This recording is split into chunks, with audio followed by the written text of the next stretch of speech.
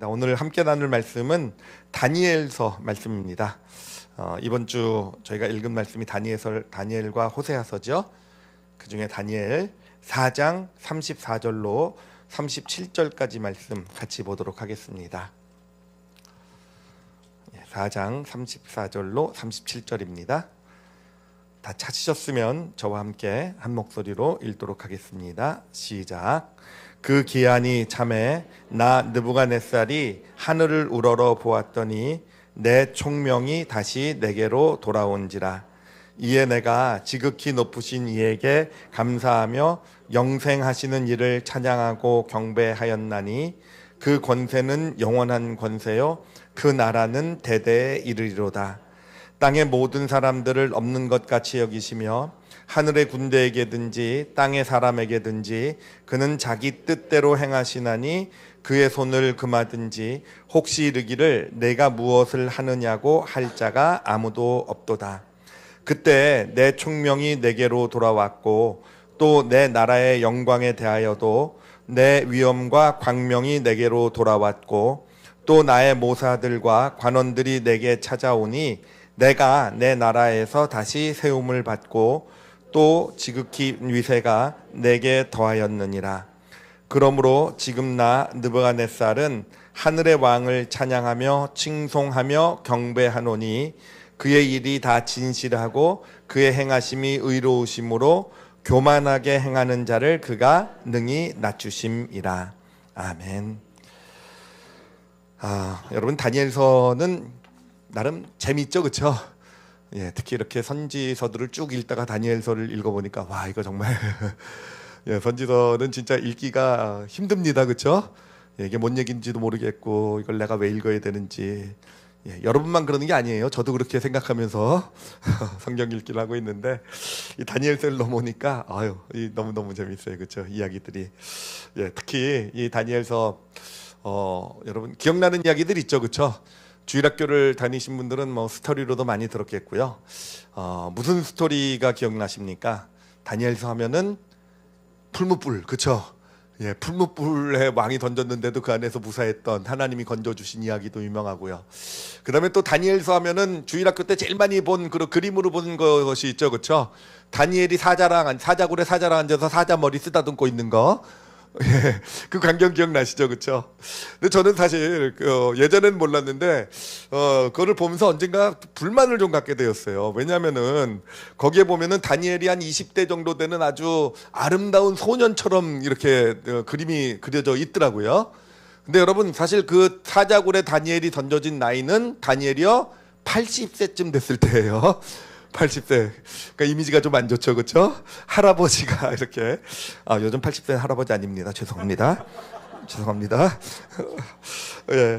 하여튼 이 다니엘서 참 재밌는 그런 스토리들을 담고 있는데, 자, 이 다니엘서를 보면서 이제 과연 다니엘서의 그럼 주인공은 누굴까를 좀 한번 생각을 해봤어요. 주인공은 누굴까? 여러분, 주인공을 따질 때 누가 주인공이냐면은 가장 많이 등장하는 사람이 주인공인 거 맞죠, 그렇죠? 그리고 모든 회, 예를 들면 드라마의 주인공이라고 한다면은요, 모든 회의 주인공은 다 나오지 않습니까?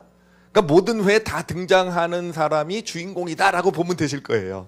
자, 근데 다니엘서를 보면요, 특히 다니엘서의 1장부터 4장까지의 내용을 보면 과연 누가 주인공인가라고 했을 때 이게 다니엘이 주인공이라고 얘기하기엔 좀 문제가 있어요. 또 다니엘의 세 친구도 마찬가지고, 사실은 요 다니엘이나 다니엘의 세 친구는요 1장부터 4장까지 다 등장하고 있지를 않다라는 겁니다. 다니엘도 보면은요 3장에는 다니엘의 존재가 나오질 않아요. 그러면 과연 이 다니엘서 1장부터 4장까지의 주인공이 누구일까 했을 때, 여러분 누군지 아십니까? 주인공이요? 한 번도 빠짐없이 스토리의 중심에 나오는 인물이 있었는데 그 인물이 바로요 바벨론의 느부갓네살 왕이라는 거예요.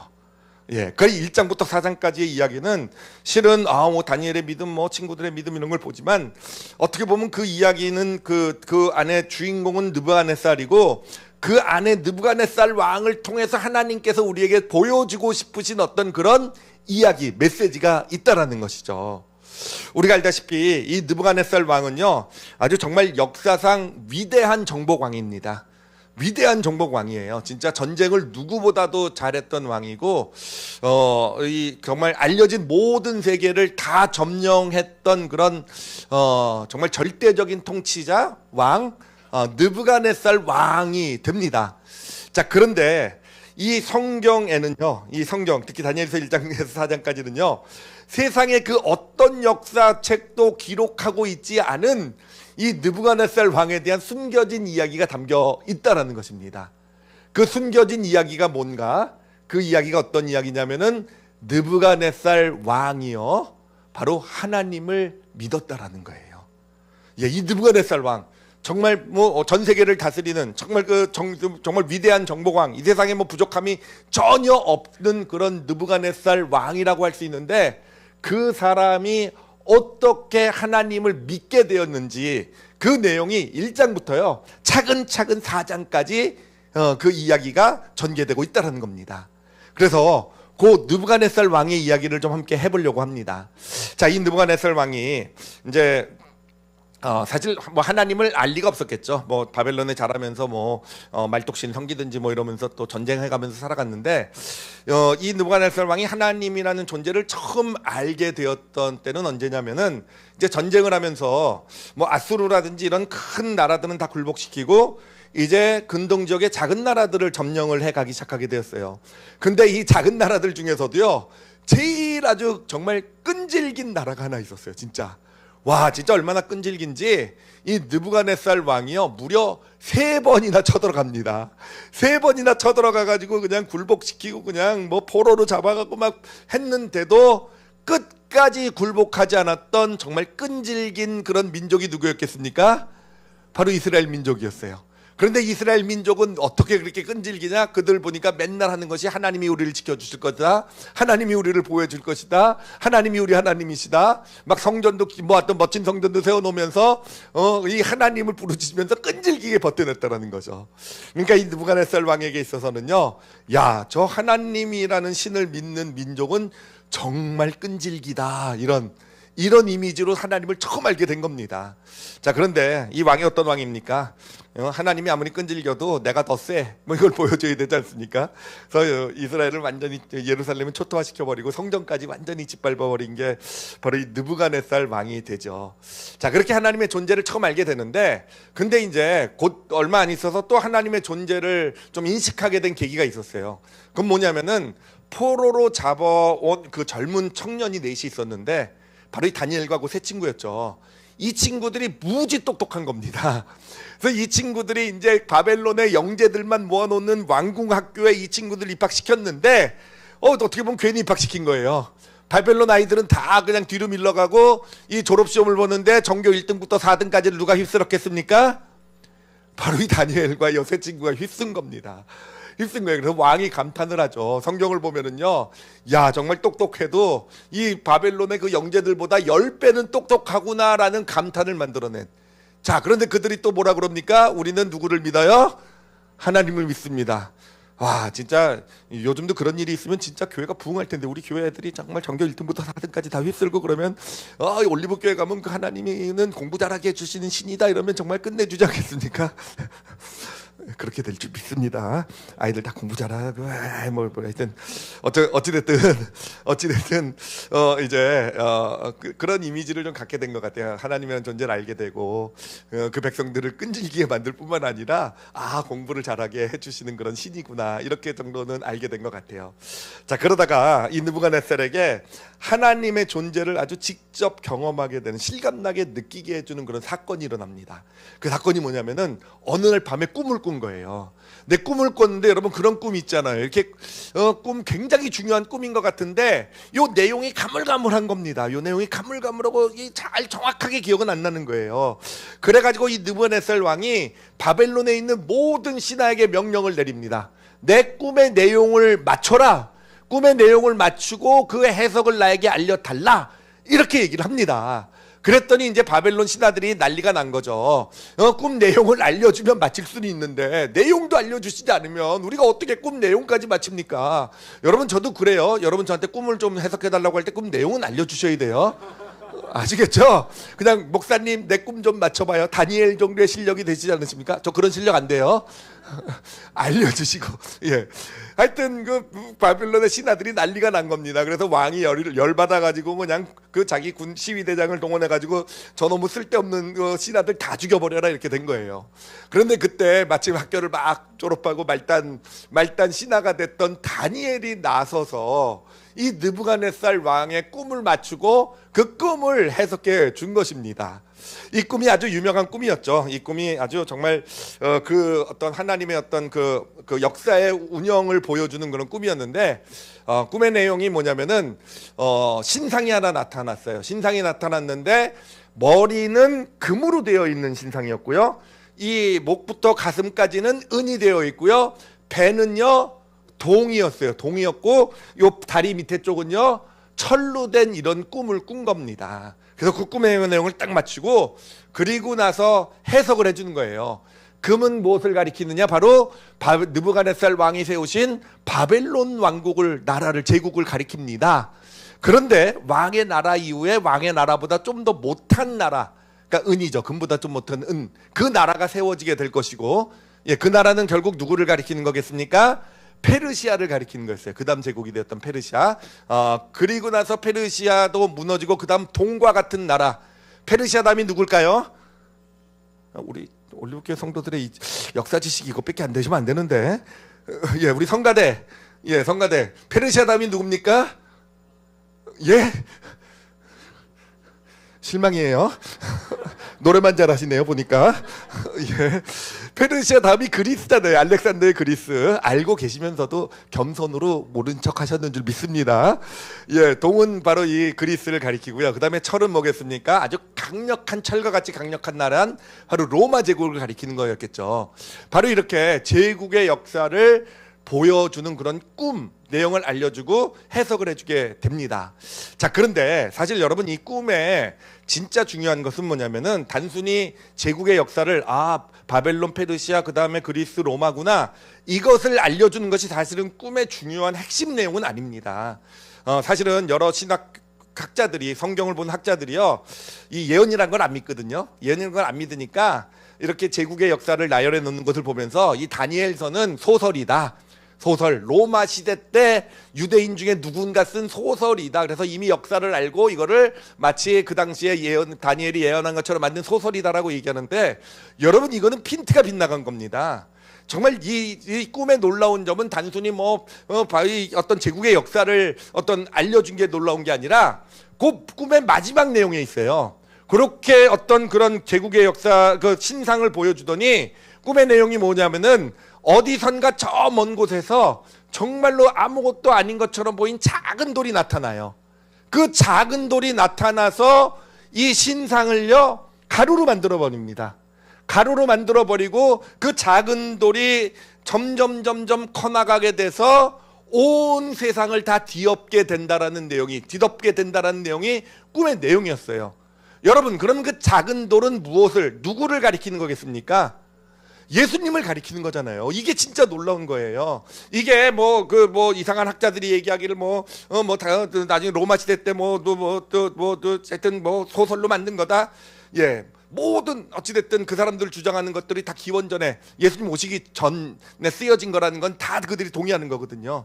근데 이 예언의 놀라운 것은요, 이미 예수 그리스도를 예언하고 있다는 겁니다. 저 유대 땅 어디 보이지도 않는 곳에서 한 어떤 목수의 아들로 태어난 그런 한 예수라는 존재가 정말 십자가의 죄수로서 그 당시 그냥 처형당해서 죽어버린 한 예수라는 존재가 어떻게 됩니까? 그것이 모든 제국은 다 가루가 되어서 사라졌잖아요. 그렇죠?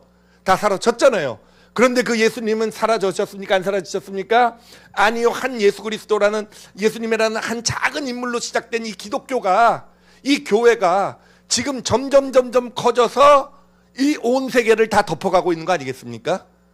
여러분, 이건 진짜 놀라운, 정말 예수님이 오시기 전에 이 다니엘을 통해서 하나님께서 정말 이 세상의 통치, 하나님이 다스린다는 거. 아무리 제국들이 대단하고 너희들은 멋있게 보이고 금신상, 은신상, 동, 철처럼 보인단다 할지라도 결국은 아무것도 아닌 그 예수님이라는 그 존재가 결국은 이 세상의 모든 권력과 모든 나라들을 다 사라지고 없어진다고 해도요, 영원히 남아서요, 결국은 온 세상을 다 채우게 되신다라는 거. 예, 여러분 이 시간 지금 이때가 감탄하셔야 될 때요. 아, 그렇구나. 예, 저를 따라서 한번 해보시고, 와, 한번 해볼게요. 와. 아, 예, 감사합니다. 하여튼 이제 다니엘이 그렇게 해석을 해줘요. 그랬더니 느부갓네살 왕이 감동을 한 겁니다. 감동을 했어요. 진짜 와, 이 다니엘이 그랬거든요. 이건 내가 믿는 여호와 하나님이 다 이렇게 나한테 보여주신 거다. 그랬더니 이 느부갓네살 왕이 감동을 받아가지고, 와, 이 여호와라는 신은 감춰진 것을 다 드러내는 거구나. 세상에 그 누구도 모르는 비밀을 다 나타내 보여주시는 분이 바로 여호와 하나님이란 분이구나라고 그렇게 감탄을 하면서요, 그 신을 믿는 다니엘과 그 세 친구가 그럼 얘네들을 좀 높이 써야겠다. 이 모든 비밀을 다 알고 다 풀어낼 수 있으니까 얘네들을 다니엘이 바벨론을 다스리는데 높은 관리로 삼아야겠다 해서, 다니엘은요 제일 높은 그 전체 그 중앙에서 통치하는 제일 높은 위치를 세운 것이고, 나머지 세 친구도요 지방을 다스리는 책임자로 이렇게 그렇게 세우게 된 것입니다. 자, 그렇게 이 느부갓네살 왕은요 이 하나님의 존재를 경험하게 돼요. 와, 진짜 그냥 비밀을 나타내시고 대단한, 정말 아무도 모르는, 누구도 풀어낼 수 없는 걸 다 이렇게 나타내시고 풀어내실 수 있는 하나님이시구나. 그런데 여러분, 그렇게 하나님을 경험을 했는데, 그렇다고 해서 느부갓네살 왕이 하나님을 진짜로 믿게 된 것일까요? 안 믿게 된 것일까요? 이게요 진짜 믿게 된 게 아니라는 증거가 있어요. 그렇게 이제 그 다니엘과 세 친구를 높이 세우고 난 다음에, 바로 그 다음에 이 느부갓네살 왕이 한 일이 뭐냐면은 다니엘서 3장 1절입니다. 3장 1절이요. 자, 제가 읽어드릴게요. 느부갓네살 왕이 금으로 신상을 만들었으니 높이는 따라라라 이렇게 돼가요. 그렇죠? 자, 느부갓네살 왕이 이 꿈을 꾸고 나서 해석을 다 듣고 나서 바로 그 다음에 한 일이 뭡니까? 금신상을 만든 거예요. 이 바벨론 평원에다 금신상이요. 자, 그럼 여러분, 왜 느부갓네살 왕이 금신상을 만들었다고 생각하십니까? 왜 그랬겠습니까? 왜 그럴 것 같으십니까? 자, 제가 사진으로 보여드릴게요. 한번 생각해 보세요. 자, 그림이에요. 그림으로 보여드리겠습니다. 이 왼쪽에 보이는 그림이 꿈에서 본 신상이에요. 꿈에서 본 신상. 보니까 위는 금이에요. 바벨론. 그렇죠? 느부갓네살 왕이 세운 바벨론. 그렇지만 은, 동, 철 이렇게 바뀌어 가요. 자, 그런데 이런 신상을 꿈에서 보고, 이게 꿈에서 본 거예요. 그런데 실제로 그 신상을 세우긴 이렇게 세웠어요. 이 의미가 뭐겠습니까? 예, 금으로 된 게 어느 나라라고요? 바벨론. 그러니까 우리나라는 멸망하면 됩니까? 안 됩니까? 안 되죠. 그러니까 머리끝부터 발끝 보니까 동상 요 발 받침대까지 금이에요. 그렇죠? 그러니까 이 의미는 뭐겠습니까? 그 꿈으로 하나님께서 그 어떤 미래를 보여주시고 결국은 하나님의 나라가 이루어질 거라는 꿈의 내용인데, 아니 그럴 수 없다는 거잖아요. 내 나라가 계속돼야 되고 내 나라는 멸망하지 않을 것이고, 내가 내 나라를 저렇게 정말 온 신상을 다 금으로 만든 것처럼 내 나라를 영원하게 만들겠다 라는 게 바로 이 느부갓네살 왕, 이 꿈에 대한 느부갓네살 왕의 어떤 해석이고 결론인 거 아니겠습니까? 저건 하나님을 믿은 게 아니죠. 그렇죠? 하나님은 하나님의 나라만 영원하다라고 말씀하고 계신데, 아니 내가 세운 내 힘으로 내가 세운 내 나라가 영원해야 돼. 내가 잘 돼야 되고 내 것은 없어지면 안 되고. 여러분, 이거는 믿음이 아닌 거죠. 그렇죠? 하여튼 저렇게 금신상을 세우고요. 이제 이 모든 신하들에게 절을 하도록 시킵니다. 예, 금신상에 절을 해라. 그러니까 절의 의미는 뭐겠습니까? 우리 바벨론 느부갓네살 왕의 바벨론은 영원할 것입니다. 뭐 이거 아니겠습니까? 자, 그런데 거기에 절을 누가 안 하게 되느냐? 제가 보니까 다니엘은 어디 출장 간 것 같아요. 멀리 출장 가서 등장하지 않고, 다니엘의 세 친구가요 절을 합니까? 절을 안 합니까? 절을 안 한 거예요. 그러니까 이 느부갓네살 왕이 완전 뚜껑이 열려버린 겁니다. 너희들 절 안 해? 그러면 너희들 저기 쇠 녹이는 풀무불에다가 너희들 다 던져버릴 거야. 그랬더니 이 다니엘의 세 친구가 아주 유명한 대답을 하죠. 유명한 대답, 아주 은혜로운 대답이죠. 다니엘서 3장 17절 18절, 이거는 같이 한번 읽어보도록 하겠습니다. 같이 읽겠습니다. 시작. 왕이여, 우리가 섬기는 하나님이 계시다면 우리를 맹렬히 타는 풀무불 가운데에서 능히 건져내시겠고 왕의 손에서도 건져내시리이다. 그렇게 하지 아니하실지라도 왕이여, 우리가 왕의 신들을 섬기지도 아니하고 왕이 세우신 금신상에게 절하지도 아니할 줄 아옵소서. 여러분, 느부갓네살 왕이 이 얘기를 듣고 뚜껑이 열렸을까 안 열렸을까요? 예, 절에도 열렸을 것 같아요, 그렇죠? 뻗땡기고 서서 예, 하나님이 구해 주실 것이다. 예, 뭐 그렇게 얘기할 수도 있어요, 그렇죠? 근데 뭐라고요? 그리 아니하실지라도 이런 것들은 그냥 정말 야, 정말 전 세계를 다스린 왕이잖아요. 그 밑에 정말 예, 지금 뭐 무서울 게 없는 왕이잖아요. 전 세계를 다 정복하고 모든 나라가 다 자기 거고 다 자기 밑에 있는데 이 아무것도 아닌 나라 출신의 요 세 명이요. 왕의 말을 난 들을 수 없고 따를 수 없고 절할 수 없습니다. 그리 내 신이 안 구해 주셔도 그리 아니하실지라도 있죠. 그 얘기가 제일 얄미워요, 그렇죠? 제일 얄미워요, 그렇죠? 이 왕이 그래가지고 이 다니엘의 세 친구를요 풀무불에 던져버립니다. 평소보다 7배나 그 불을 더 활발 타게 만들었대요. 자, 그런데 문제는 뭐냐면은 던졌는데 그래서 다 죽은 줄 알았는데 이 왕이 이러고 지켜보니까 3명을 던졌는데 그 안에서 기분 나쁘게도 4명이 풀무불 안에서 산책을 하고 있는 거예요. 예, 4명. 그리고 또 1명을 봤더니 와, 이 하나님의 아들처럼 보이는 거예요. 와, 그래서 이 왕이 이제 깜짝 놀란 겁니다. 이 풀무불이 아무 소용이 없다는 걸 알면서 이제 다니엘 세 친구를 불러내 빨리 나와 그랬더니 나왔더니 얘네들이 머리털 이 옷깃 하나 상해 있지 않은 겁니다. 자, 그 모습을 보면서 이 느부갓네살 왕이 놀란 거예요. 느부갓네살 왕이 완전 충격을 받았습니다. 왜 충격을 받았습니까? 나보다 더 세구나라는 것 때문에. 그렇죠. 나보다 더 세구나. 그렇잖아요. 하나님이 내가 풀무불로 죽이려고 했는데 이걸 저 풀무불 정도는 그냥 산책하는 곳으로 만들어 보신 하나님이시잖아요. 야, 나보다 세다. 그래가지고 이 왕이요 조서를 내립니다. 조서를 어떻게 내리냐면은 다니엘서 3장 29절에 그러므로 내가 이제 조서를 내리노니 각 백성과 각 나라와 각 언어를 말하는 자가 모두 사드락과 메삭과 아벳느고 다니엘의 세 친구죠. 하나님께 경솔히 말하거든 그 몸을 쪼개고 예, 그 집을 거름토로 삼을지니 이는 이같이 사람을 구원할 다른 신이 없음이니라 하더라. 예, 여러분 이게 무슨 의미입니까? 점잖게 썼지만 아주 내용은 간단합니다. 하나님 앞에 까불지 말라 이런 뜻이에요, 그렇죠? 예, 나보다 더 세. 예, 보니까 나도 상대가 안 돼. 그러니까 하나님 앞에 까불지 마, 너희들. 바로 이런 조서를 내려버린 겁니다. 자, 그리고 나서 이제 하나님 앞에 까불면 안 되잖아요. 그래가지고 나름 이제 그러고 있는데 느부갓네살 왕이 또 하나 꿈을 꿉니다. 아주 정말 심각해 보이는 꿈을 꿔요. 그 꿈의 내용은 뭐였냐면은 큰 나무가 보이는 겁니다. 세상을 다 뒤엎고 있는 큰 나무가 보이고 그 나무 밑에 뭐 새들도 날라오고 짐승들도 있고 쉬고 뭐 이렇게 안식처를 제공하는 큰 나무가 보이는데 근데 하늘에서 어떤 그런 순찰자가 내려와요. 내려오더니 이 나무를 이 밑둥채로 잘라버린 겁니다. 밑둥채로 잘라버리고 요 밑둥만 남아 놓은 거예요. 그러더니 그 밑둥만 남은 나무가 어떻게 되냐면 정신병에 걸리는 꿈을 꿔요. 이 나무가 자기를 소로 생각하는 그런 꿈을 꾸게 됩니다. 그러니까 그 꿈을 꾸고 나서는 이 느부갓네살 왕이 또 다니엘을 불러온 거죠. 그래서 도대체 이 꿈의 내용이 뭐냐 그랬더니 다니엘이요 깜짝 놀래가지고요 왕이시여 이 꿈의 내용이 왕에게 이루어지면 절대로 안 됩니다. 이 큰 나무는 왕을 가리키는 건데 이 큰 나무시지만 결국은 하나님 앞에 잘못 보이면 그냥 밑둥을 쌍둥 잘라버리고 왕에게 큰일이 날 거니까 왕이시여 정말 조심하십시오. 정말 조심하십시오. 그러니까 왕이 그 얘기를 듣고요, 이제 깜짝 놀라가지고요, 이제 정신을 이제 번쩍 차렸겠죠, 그렇죠? 조심해야 되는구나. 그래가지고 어떻게 되냐면은요, 자, 어떻게 되냐면은 이제 그 다니엘서 4장 29절을 보면요, 이런 얘기가 나와요. 뭐라고 나오냐면은 12달이 지난 후에 내가 바벨론 왕궁 지붕에서 거닐세라고 나옵니다. 자, 여기서 저는 12달이라는 말을 듣고 참 재밌었는데 왜 12달이라는 말이 나왔을까요? 12달 동안은요 쥐죽은 듯이 가만히 있었다라는 거예요.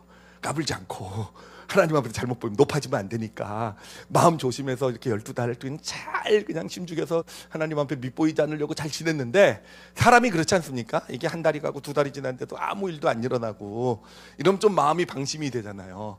그래서 12달째가 되는 뒤에 마음이 풀린 거예요. 다 꿈의 내용도 잊어버리고 근데 마음이 풀리고 나서 그가 한 행동이 뭐라고 돼 있습니까? 저게 어디에 갔다고요? 바벨론 왕궁 어디를 거닌다고요? 지붕. 여러분 성경에서 가장 가면 안 되는 곳이 지붕인 줄 여러분 믿으시기 바랍니다. 지붕에 올라가면 안 돼요. 예, 저는 우리 올리브교회 5층에 안 올라가요. 꼭대기층에. 예, 지붕에는 안 갑니다.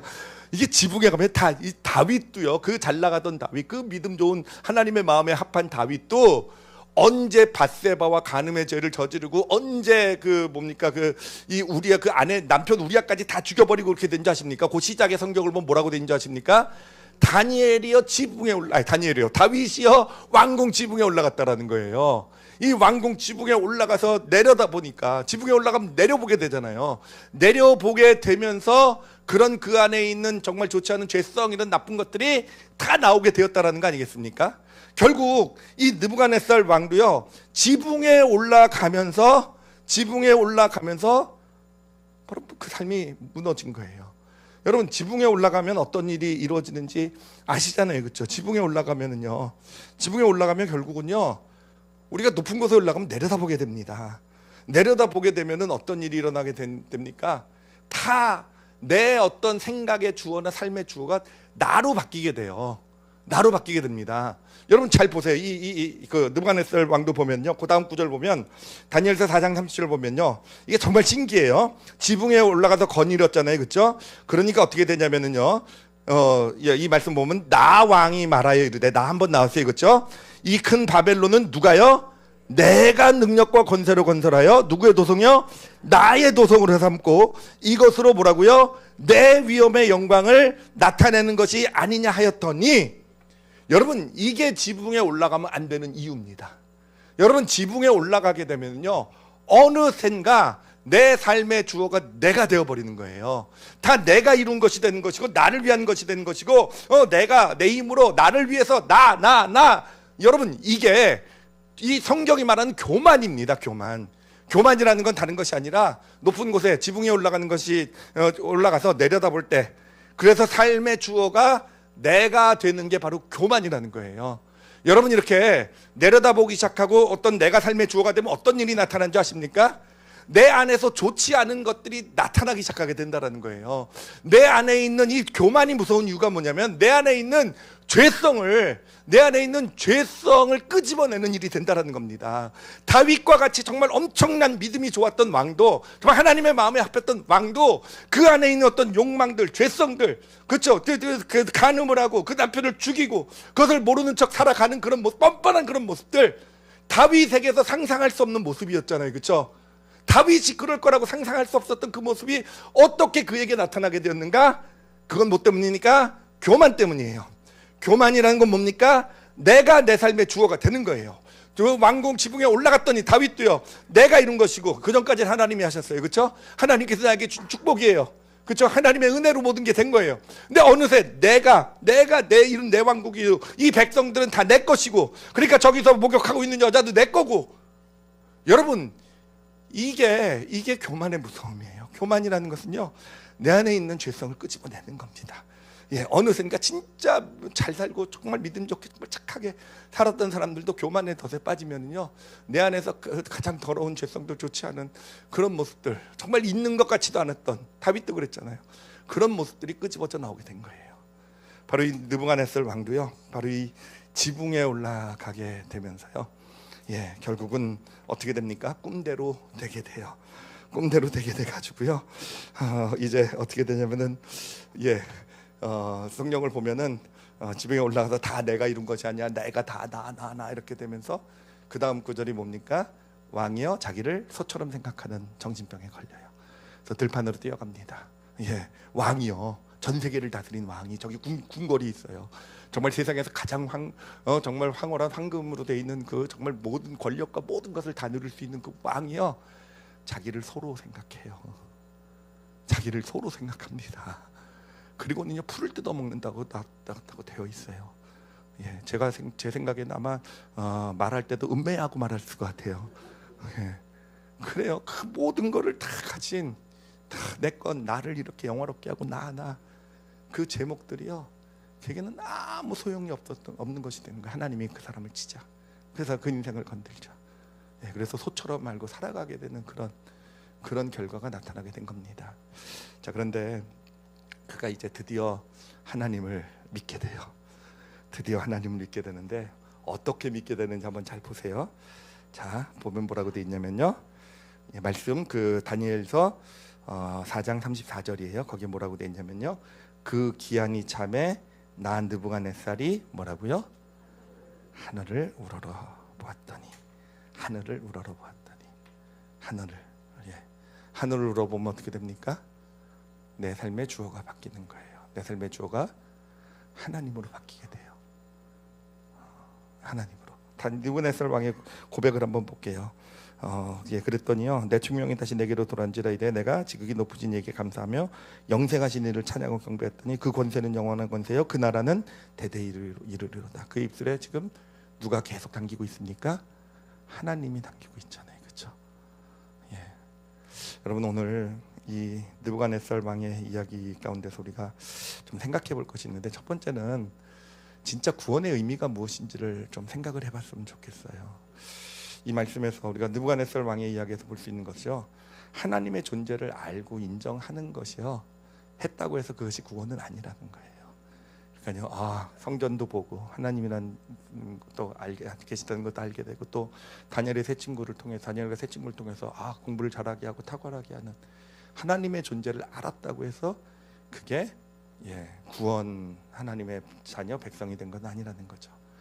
또 더 나가서요, 하나님의 그런 어떤 능력을 경험했다고 해서도요, 와, 하나님 세신 하나님이다라고 해도 그것도 구원은 아니라는 거예요. 정말 아무리 뭐 꿈도 다 맞춰서 미래도 알려주시고, 정말 미래 알려주시면 우리는 그 앞에 난자가 엎드릴 것 같죠, 그렇죠? 그래서 와, 미래를 다 알고 계시고 뭐 미래를 예언해 주시고, 그리고 풀무불에서 와, 그냥 나보다 더 세고, 여러분, 하나님의 그런 놀라운 능력을 경험했다고 해서 그 자체가 구원은 아니라는 겁니다. 여러분, 구원이라는 것은 뭐냐면은 우리 느부갓네살 왕의 이야기에서 하나님 우리에게 정확하게 보여주고 계신 게 바로 그거예요. 느부갓네살 왕은요, 그러니까 우리에게 있어서 구원이라는 것은요, 바로 우리 삶의 주어가 바뀌는 게 구원입니다. 이제까지는 내가 내 삶의 주어였어요. 내 생각, 내 말, 내가 모든 걸 따질 때 다 중심에 다 내가 있었어요. 그런데 그것을 내가 하나님 앞에 바꾸기로 결심하는 거예요. 하나님 앞에 서서 내가 이제 내 삶의 주어를 하나님으로 삼겠습니다. 내가 생각이나 내 말도 주어는 하나님이십니다. 물론 그렇다고 해서 우리가 그렇게 하나님을 이제 내 삶의 주어로 삼는다고 해서 맨날 그렇게 살아가는 건 아닙니다. 그렇죠. 저도 하나님을 주어로 삼았다가도 맨날 제가 저도 지붕에 잘 올라가요. 어저께도 올라갔어요. 어저께도 올라가니까 이렇게 내려다보게 되니까 거기에 누가 한 사람이 눈에 띄더라고요. 집에서 누군지 얘기 안 할게요. 그랬더니 얼마나 꼴배기 아니 그것까지 그 정도까지는 아니고 얼마나 눈에 거슬리고 그래요.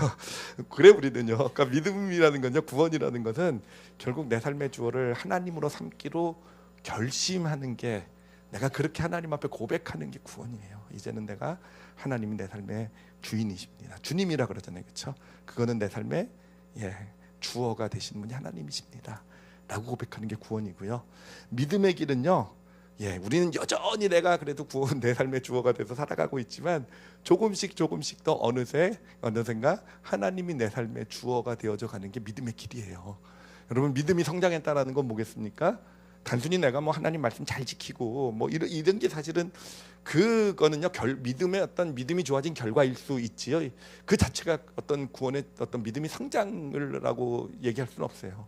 믿음의 성장은요, 어느샌가 너무도 자연스럽게 조금 더 많은 삶의 영역에서 내 삶의 주어가 하나님이 되어져 가고 있는 거. 어느샌가 자연스럽게 어떤 사람과 만나고 어떤 가정에서 어떤 문제가 생겼을 때, 어려움이 생겼을 때 내 삶의 주어가 하나님이 되어져 있는 것. 여러분, 그것이 바로 믿음의 성장이고요, 구원의 완성의 길이 되는 것입니다. 자, 그런데 제가 오늘 이 말씀을 묵상하면서 사실은 오늘 아침에 차를 타고 오면서 한 가지 좀 질문을 좀 던져봤어요. 왜 하나님은 이렇게 하셨을까라는 거. 왜 구원이 꼭 하나님을 주어로 삼는 것이 구원이 되는 것일까? 왜 하나님은 그렇게 우리를 구원하실 때 왜 하나님이 내 삶의 주어가 되는 것을 원하셨을까?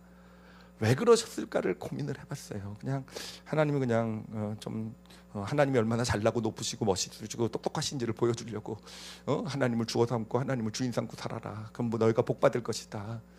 하나님이 주인이 되면 너희가 잘 될 것이다. 이런 의미로 그냥 주신 것일까라고 했는데, 사실 오늘 제가 은혜를 많이 받았어요. 차 타고 오면서 교회 오는 길에 그게 아니더라고요. 여러분, 아까도 말씀드렸듯이요, 여러분, 이 교만이라는 것이 왜 나쁩니까? 내가 내 삶의 주어가 되고 내려다보고 내 삶의 주어가 되는 게 왜 나쁩니까? 왜냐 하면은요, 여러분, 내 삶에 내가 주어가 되잖아요. 내 입술의 주어가 내가 되잖아요. 여러분, 우리 안에 있는 죄성, 아까 다윗의 이야기를 통해서 우리가 살펴봤잖아요. 내 안에 있는 이 죄성이 주시고 있는 온갖 좋지 않은 것들이 나에게서 나타나기 시작하게 된다는 거예요. 나는 평소에 괜찮은 사람이었을지 모르겠지만 어느샌가 가정에서 내가 지붕에 올라가게 되고 딱 내려다보게 되는 순간부터, 제가 어저께도 말씀드렸잖아요. 어저께 얘기도 했잖아요. 그렇죠? 꼴보기 싫어지는 그렇잖아요. 내 안에 있는 좋지 않은 것들이요, 그래요, 내 안에 있는 죄성이 내 안에서 발휘되고 나타나기 시작하게 된다라는 거예요. 그렇게 해서 삶이 어느샌가 나도 모르게, 그래요, 세상 것은 더 많이 누리게 될지 모르겠지만 어느샌가 내 삶이 망가져가는 길을 걸어가게 된다는 겁니다. 자, 그런데 하나님이 주어가 되는 게 왜 중요하냐면요, 여러분, 하나님은요, 우리를 인간을 창조하실 때 하나님의 형상으로 창조하셨어요. 그렇죠? 하나님의 형상으로 창조하셨습니다. 자, 그런데 그런 우리가 하늘을 올려다보면서 내 삶의 주어가 하나님이 되면서 그렇게 살아가게 될 때 내 안에 있는 뭐가 나타나게 되는 거겠습니까? 하나님의 형상이 나타나게 된다라는 거예요.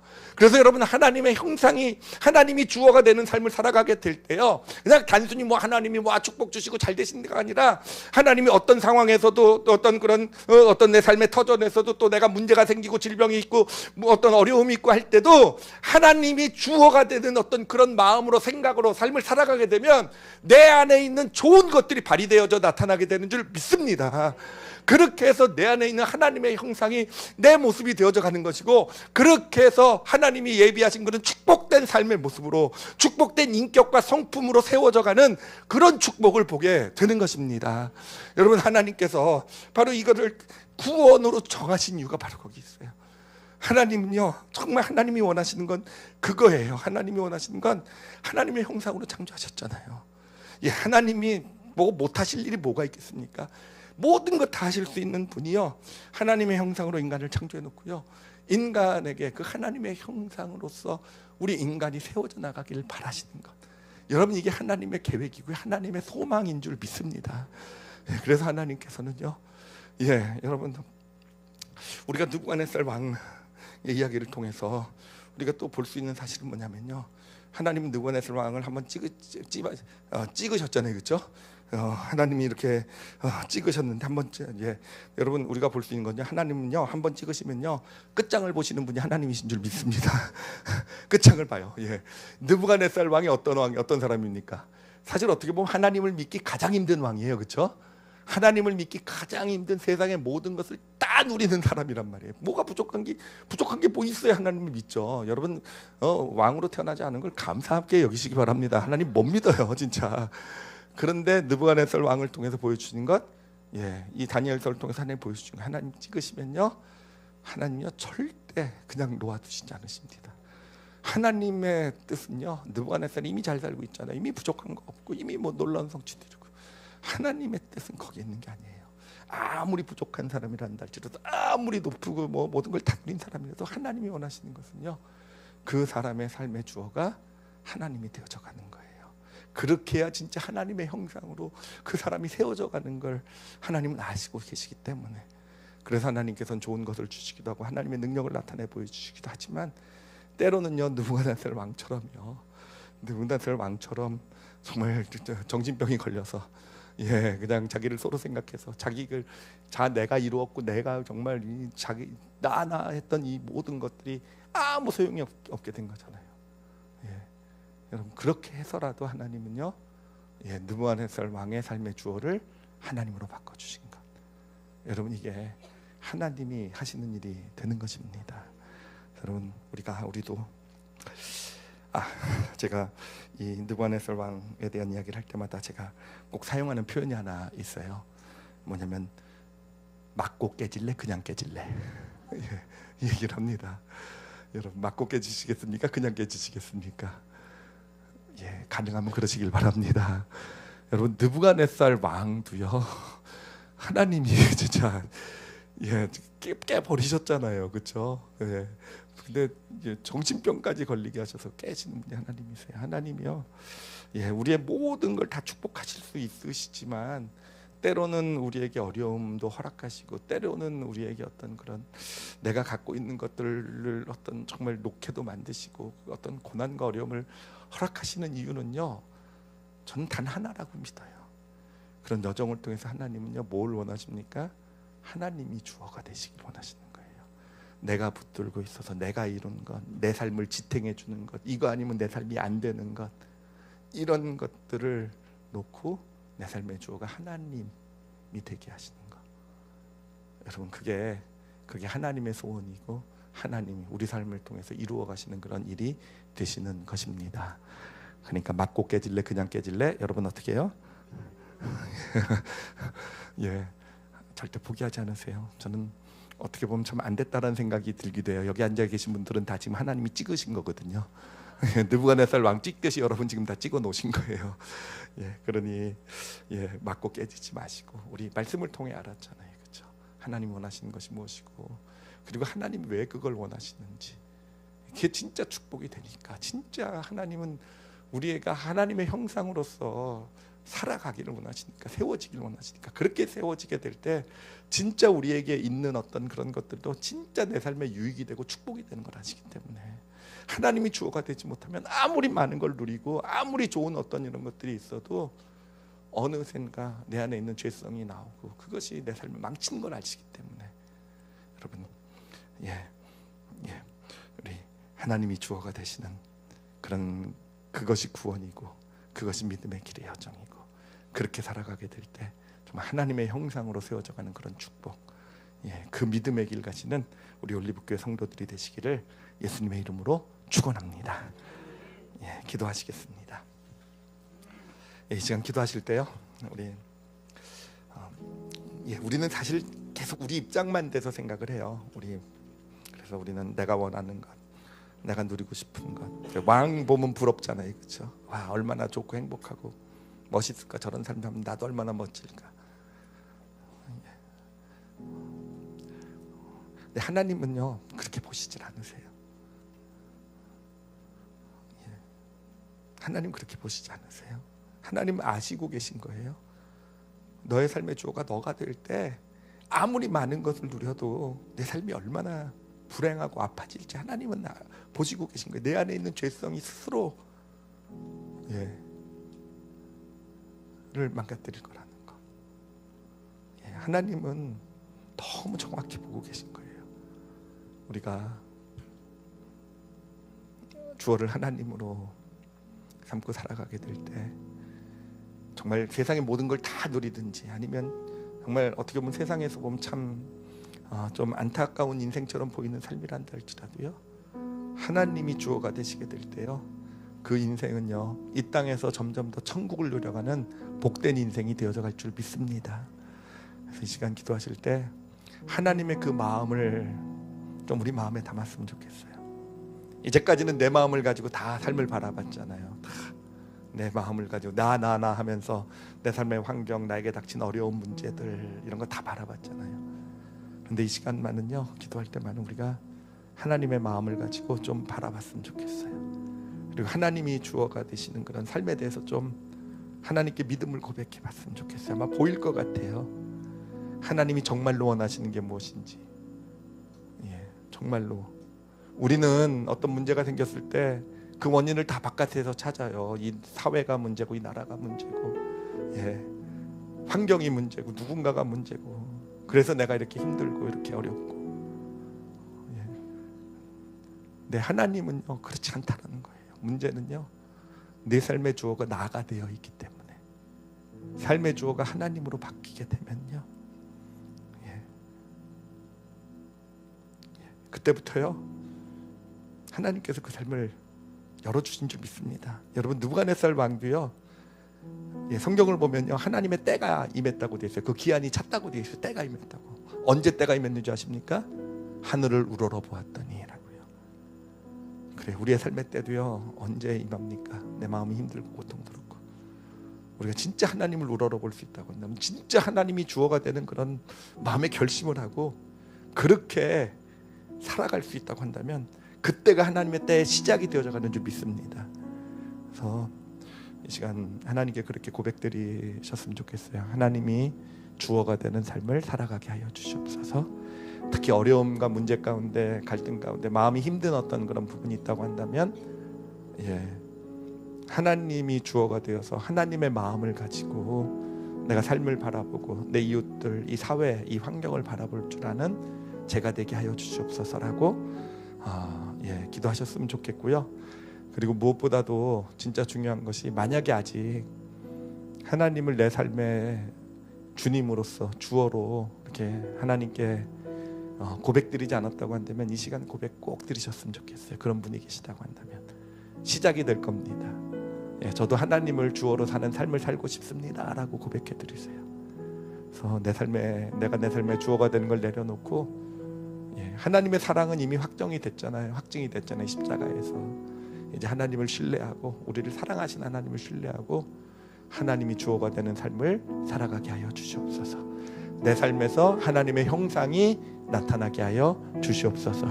우리 다 같이 함께 자신을 위해서 통성으로 기도하시겠습니다. 하나님 아버지, 감사합니다. 하나님 아버지, 하나님의 소원이 사실은 어떻게 보면 너무 간단합니다.